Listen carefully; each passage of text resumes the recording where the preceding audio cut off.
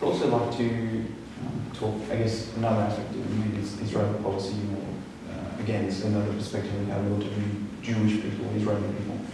Can you talk about what Zionism is? Or explain.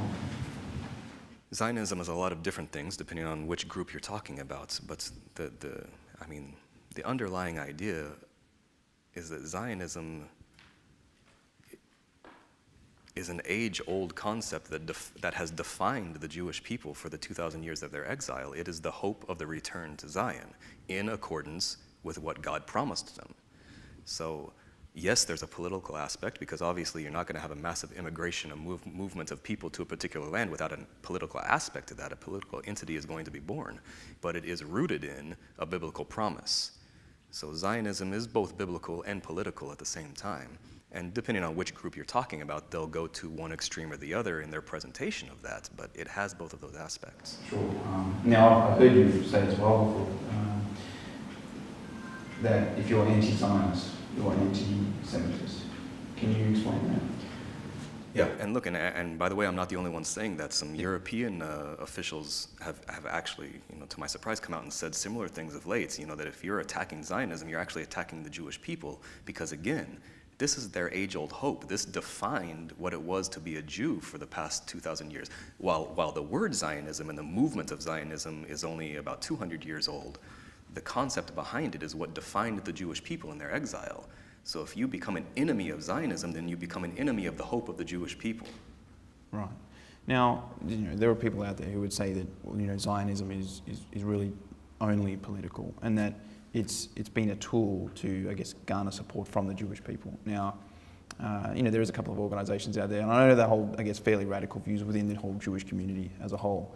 But these people who are, I guess, they're rabbis, and they would say that, well, before the Jewish state, we were in the land.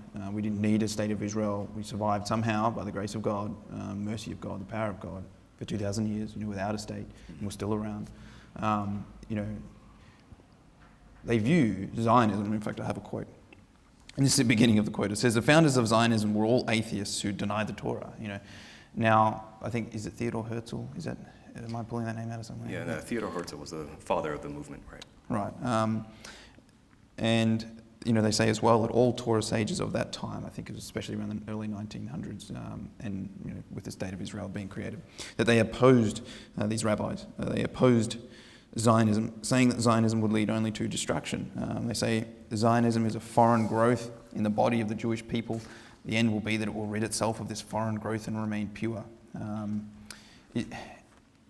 guess what I'm trying to say is that not all people who identify as Jewish would also identify as Zionism. And is that something you run into do you see that in living in Jerusalem? Outside of Israel, I see it. Inside of Israel, you will hardly find Jews who would define themselves as not being Zionist, from the left wing to the right wing. Now, if you go into the really ultra-Orthodox areas, there are those who are ultra-Orthodox who say, only the Messiah can establish the state of Israel.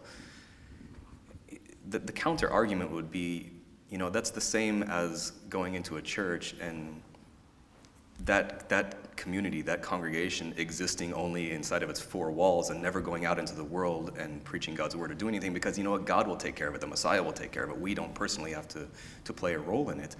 And so the counter-argument of Zionists would be that, yes, God and even Messiah will establish Israel, but we have a role to play in that. We're supposed to do something, just like the children of Israel in the Exodus had a role to play. They had to physically walk to the land, and they had to physically take it, even though God had given it to them. So there's a role to play physically for us, and it's an honor that God involves us in His plan. He doesn't necessarily have to, but He has chosen to allow us to co-labor with Him. Yeah, I mean, it certainly seems that within the Bible as a whole, not all of God's plans are, established miraculously. Right. Sometimes they're seem to just normally occur.